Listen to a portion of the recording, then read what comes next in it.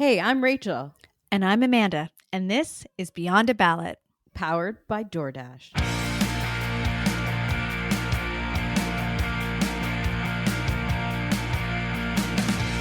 Welcome to an emergency episode of the Beyond a Ballot podcast. I'm Rachel here with Amanda on quite an interesting day.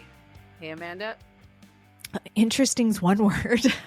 Yeah. Well, for those that are living under a rock, the Prime Minister announced today not that he is resigning, but he will be resigning after a Liberal leadership race takes place. And so this is something that last night, Sunday night, we were kind of hearing rumblings that this was going to happen. Rob Fife at the Globe and Mail now tweeted out that he was hearing that Trudeau would resign ahead of a big cabinet meeting on Wednesday. I was praying because I'm in Hawaii, so I'm 5 hours behind Eastern time, that this would happen maybe tomorrow. Of course, they chose Monday morning at like 5 a.m. Hawaii time to let this announcement out. But here we are, and we're going to break it all down. So, Amanda, after you're the Liberal here after years and years of Justin Trudeau being Prime Minister. How are you feeling this morning? I mean, I feel pretty sad, to be honest, because the writing was on the wall, certainly, and I think that obviously the last few weeks have been very precarious for his leadership. I do think it's really hard when you've been a part of something for many, many years, over a decade. I was part of his leadership bid.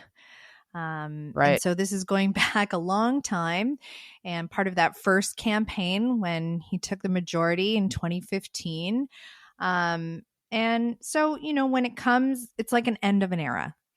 And obviously I have a lot of friends and a lot of acquaintances that have kind of like grown up in that party and have spent the last decade of their life really involved in it. And these things are challenging. They're hard for everybody involved because the last few weeks have been a massive distraction. His popularity, as it's disintegrated in the polls, has also been a big distraction. And to have to come to terms with this reality and go out this way after, and you and I might debate all the good or not good things that have been done over the last 10 years, but, I can certainly talk about some of the ones that have been done. It's hard to go out this way. I don't think anyone, you're used to losing elections. It's tough to feel like you're being pushed out. And I think for anyone who's been really involved in his leadership, it's a challenging day. It's a sad day. I actually thought that he would hang on. I didn't think he would go out this way. I really, if you look at the history of Justin Trudeau, he's won every election he's ever run in. And a lot of that is because of the calculation around like his brand and his personality. And so it's very interesting that somebody who is so popular, I mean, we're sitting here today, but we have to remember 2015, Justin Trudeau could do no wrong. He was attracting crowds across the country. And so in my mind, the end of his prime ministership was going to be really eloquent, and it was going to be kind of him walking away after an electoral loss. And so this, for me, wasn't how I anticipated him going out either. His father, as we talked about, I think on the last episode, walked away in a very similar fashion. Pierre Elliott Trudeau, he said he took a walk in the snow and decided to resign. His popularity was tanking. And I think about like maybe some of the contemplation that Justin has done over the last few weeks. He was skiing in my neck of the woods in British Columbia, and wondering if he really thought about his father and his decision to go and how that might have impacted. But it sounds like over the last couple of weeks, there's been a lot of internal meetings on the Liberal side, and that we are now going into a Liberal leadership race that we have very few details at time of tape about, but I have no doubt that in the next couple of days, a lot of that will really unfold. Who, when, where? We haven't had a Liberal leadership race in over a decade. You've had a few, but Crazy. it's We've crazy. had, how many? 3? How many have you had? 3, I think. 3. Yeah. It was Andrew Scheer, Aaron O'Toole, and now Pierre. Yeah. But so it's been a while, and not just that, but this is a truncated version, right? Because we're already at January 6th. We'll be looking so let's talk. So let's talk about what's happening. Yeah. The Prime Minister went to the Governor General today, asked for the approval to prorogue the House, which basically means that all House business stops. So the House is supposed to come back on January 11th. It will not resume. And that all of that business will be put to bed until we come back again, which is on March. When are we back? 24th. 24th. Yes. In that short period of time, the Liberals will hold a leadership race. And many of you who have been following this story will have heard, and I'll talk about a few of those names, talk about some of the names that have been discussed in the press as people to watch in the race. Chrystia Freeland, we talked about her on the last episode, former finance minister, really was the catalyst to getting this ball rolling anyway.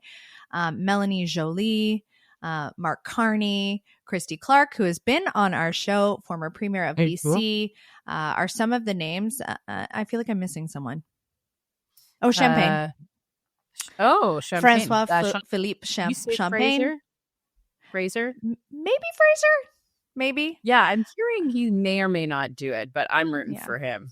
Yeah.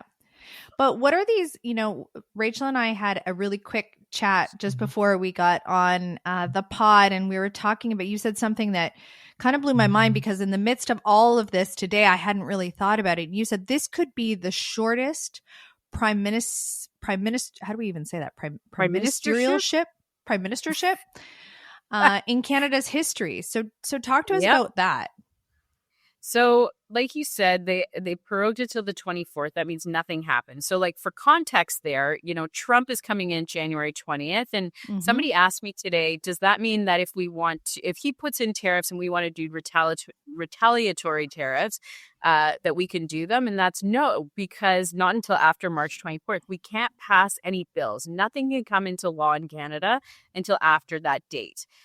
There is a pressure, a buildup of pressure to actually approve some kind of budget or spending of the government, or else the lights will go off. And so I think that in calculating the proroguement, they probably thought about that, and that's why that March 24th date was chosen. What this means is that what did you just ask me? About the shortest prime ministership. Oh, yeah. That could ensue. I started thinking about Trump, and then I was like, oh God, am I going down this road? Okay. In the history of the country, there really hasn't been a prime ministership that has been only a few weeks long. I mean, Joe Clark was a short prime minister. Kim Campbell was famously a very short prime minister.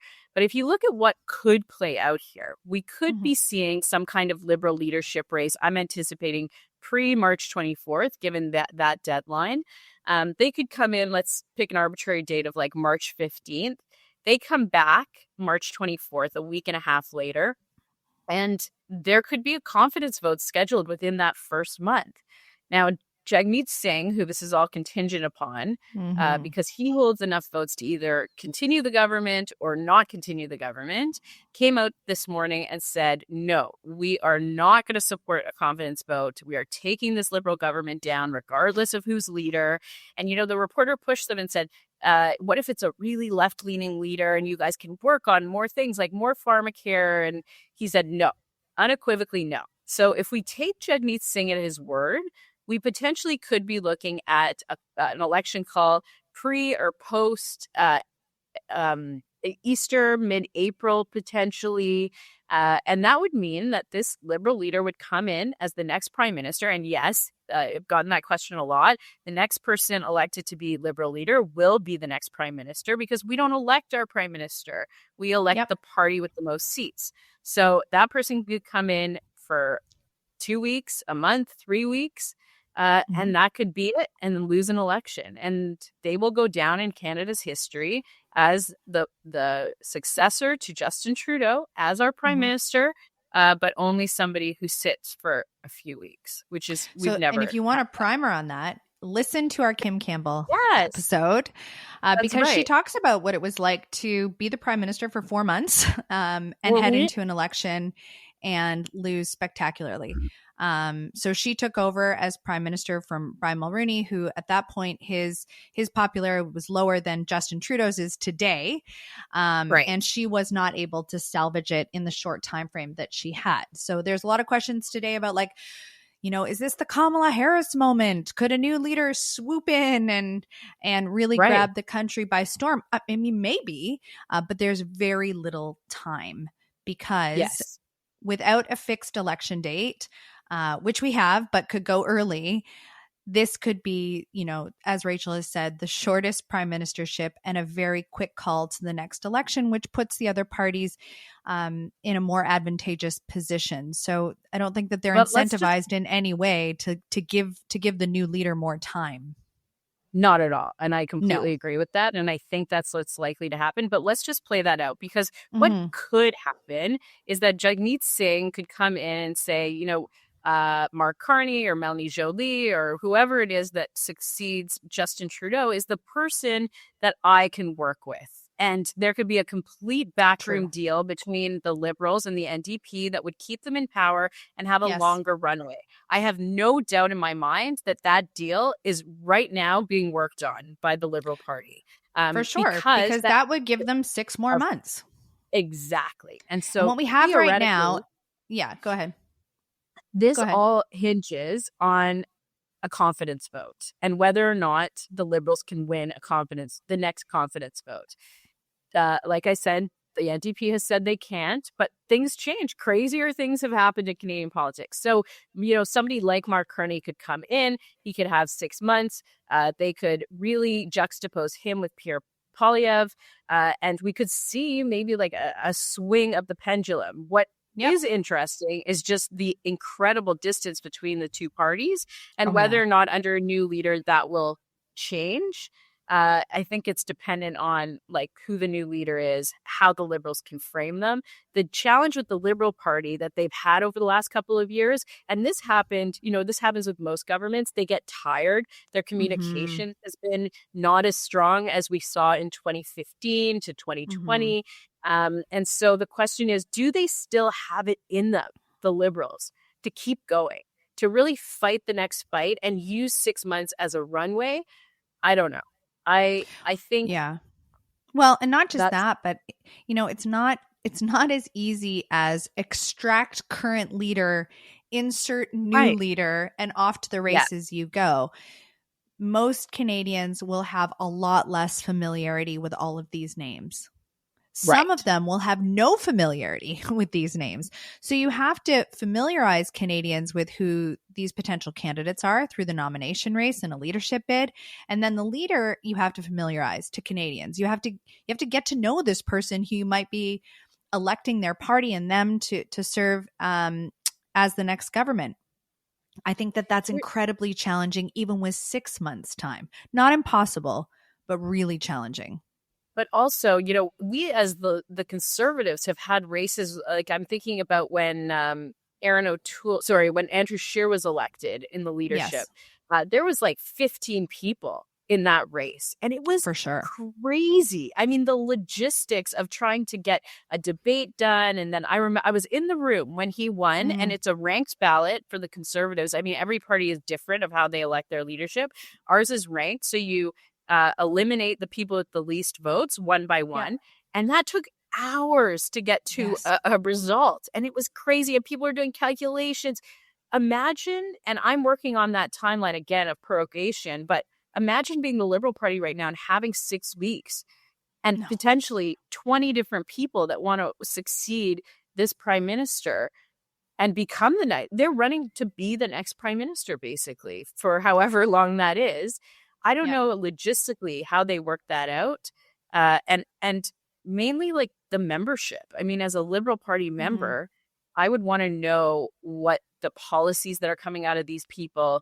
You're not just running and saying like, hey, I'm Sean Fraser. I used to be the housing minister. I'm in. You're really trying to put forward a differentiation between you and the last leader, or what you can bring to the party. And this is potentially like a many-year commitment that they're making. Even if they lose in the next election and they're no longer prime minister, the next person will probably stay on for multiple years in order to run in the following election. So I think the Liberal Party itself and the membership must be quite anxious, but you can tell me. Yeah. And we have, and we've formally had long leadership races with a lot of runway, right? A lot of time where, these campaigns take the time to develop the policies and really communicate to the membership. So I don't love the idea of a truncated version of a leadership race. I also wonder what calculation these potential leaders are making. Are they saying to themselves, geez, this is a short window. Maybe I let this one go through the next election. If we lose that election, we'll likely have to call for another leadership. So you've been through this the last few years. The Conservative Party has been through this, and then get the real shot at it. Nobody wants to be the Kim Campbell of this situation. Nobody wants to lead for a couple of weeks or a few months, lose an election, and lose your shot at really leading the country. So I think there has to be some calculation going on within those small groups and the advisors and the considerations they're making about whether or not to go now or to wait it out. I just keep going back in my mind today of like, what was that calculation like for Justin Trudeau? Because he's gone through so much turmoil, internal fighting. I mean, he came out and said, I don't want to fight internally. I want to put forward the best candidate. And I keep thinking like, they've been fighting internally. There was calls for his resignation by MPs in the summer, like months ago. And so he's almost there. Why would he not hang on and just get through this election, take the hit, and put in the new leader? For me, this move actually doesn't make any sense to me, other than this narrative of like, he's unwinnable. He doesn't want to lose the race. I don't know. I can't figure out how this was strategic for the Liberals. I mean, you and I have had the same position on this. We have both felt that, going down with the ship, if the ship is going down, if that's the analogy you want to take, is noble in some ways. It's like, I'm going to, but I think that it was like, if it started as a whisper and then became, a rant and then became like an absolute crescendo, I think that it became completely untenable for him. And you're surrounded by a team. And I think you can only do what the team, you have to have unity within that team. And I think that you really risk fracturing the party to a place where, maybe it's unrecoverable. And I think, I'm not in that room. This is pure speculation. But knowing what I know of him and the people that surround him, I know it would matter a lot how, the unity of the team felt. And I think at some point when there's so many internal, both fractures and factions, I think you have to just, call a spade and say, my time is up here. And I hope that this gives us a chance to actually, because the last few months, or dare I say even year, maybe even longer, has been so tumultuous for his leadership. I do hope it gives that there's some space to recognize the good things that have been done as well. Like, I know that I know a lot of people aren't feeling great, and there's a lot more that can be done, and I think a lot more will be done. But a lot of good things have been done over the last decade, and I think that there's a deserved place in here somewhere to recognize and to celebrate some of that as well. Yeah, and we see. I think I say with a small tear in my eye. I'm just kidding. I'm not crying. Listen, we've all been. I am sad. We've all been there. We've all been there. I totally get it. You should have seen me on election night in 2014. I was like, I fell asleep in a Conservative T-shirt. Woke up the next morning. I was like, was it a dream? No, we're out. I can't believe it. Yeah. So don't even worry. We've all been there. But yes. I okay. So how are you feeling? How are the Conservatives feeling today? Is there jubilation? Are you like? I don't think so. No. I don't think. I think the word is like, okay, we just keep, like, the feeling is kind of just, okay, we keep going. I mean, the Conservatives are so strong in their messaging. Pierre knows what he's running on. Pierre has framed that election question. It's just now, okay, what's the next step? We kind of just like keep going. And, you know, Pierre came out today and said nothing really changed. And it's kind of true. Like, Justin Trudeau is still the prime minister. We still have the same government. There is no election. They've prorogued. So, I mean, they're not going to go back to work for an extra 8 weeks. But ultimately, this is an internal Liberal issue. Like, this is just about the Liberals replacing their current leader, and nothing in terms of the House or the Conservative message or any of that has really changed. So really, it's about the Conservatives sitting back, trying to see what the plan is on the Liberal side. So like when that race is, who those leaders are.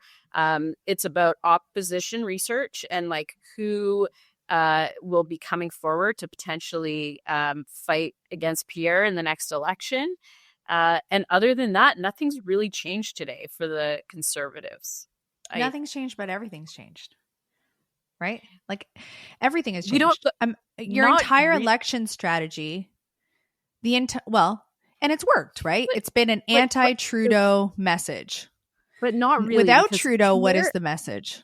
Just to give props to the Conservatives, they kind of Trudeau-proof their messaging. Because instead of saying like, Trudeau is done, you hate Trudeau, they framed it on, we need to have a carbon tax election.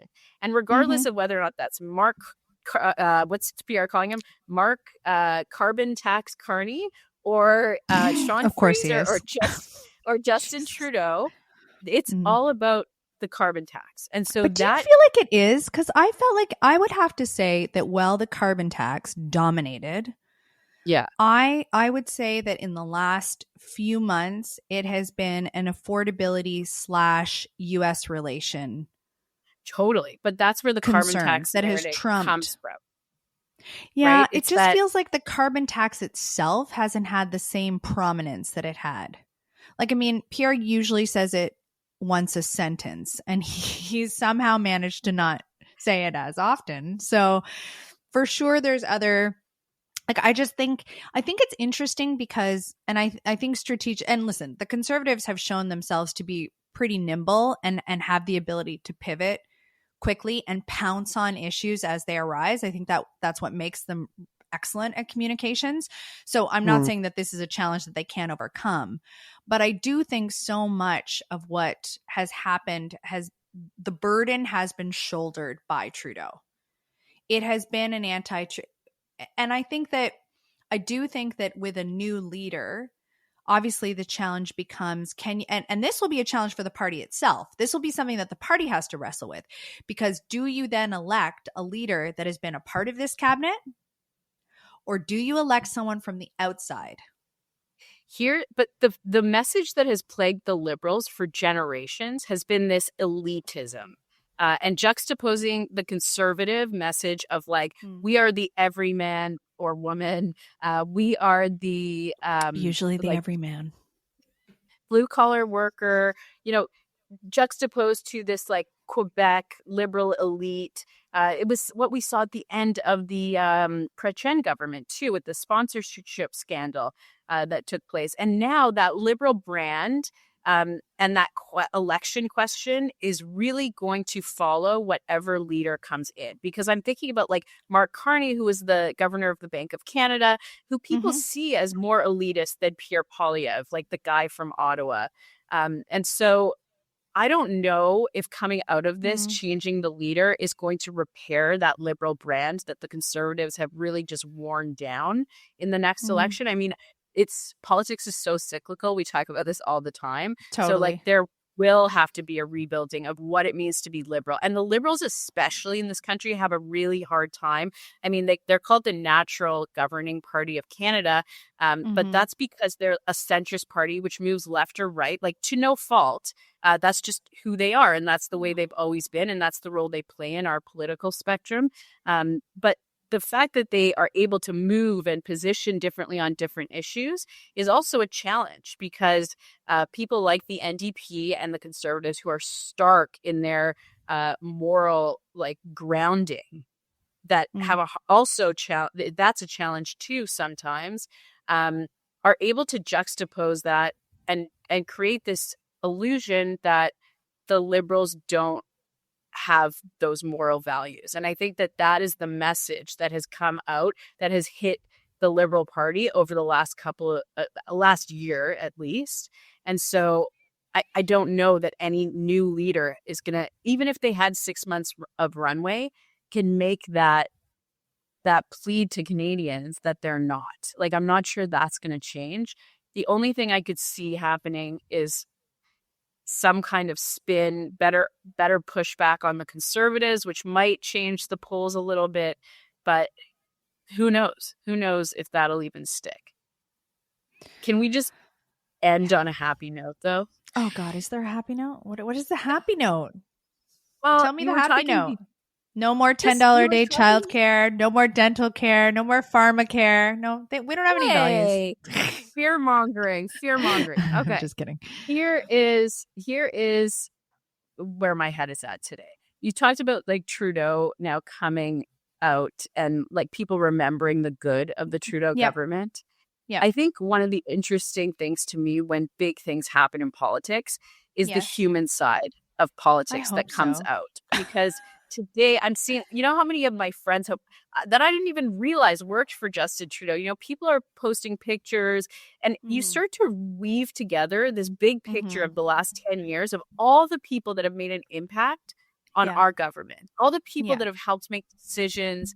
For sure. And so when I remember when we lost in 2014 and Harper resigned, and just like the people as part of the story really came out for me. And now, sometimes like we were at Stampede in July, this past Stampede, and there was Harper staffers, and like we all got together and we're like, hey, remember when we did this like 15 years ago? It's crazy. Totally. And that family of people that you really work with in these situations never goes away. So I think that for me, it's kind of like that reflection period for the Liberals today, and it will be for the next little while, on like this era of Liberal government in Canada.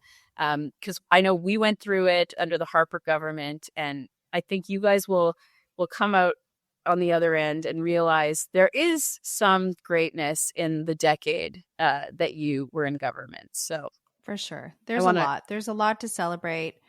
A lot of momentous things happened over the last decade, and maybe we'll have post all of this, we'll have someone from the PMO come on and they can talk to us about that decade in review, because that would be a really interesting episode.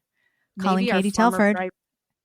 Or our former Prime Minister, Justin Trudeau. I mean, soon. We won't say no. We won't say no. Just call us. We're here. Just call us. Just call. All right. We're going to leave it there, but we will be back as soon as something else happens, potentially Wednesday on after the big Liberal caucus meeting. But stay tuned. Thank you for listening. New episodes air every Friday. Subscribe on YouTube and wherever you get your podcasts. Follow us on Instagram and find us at beyondaballot.com.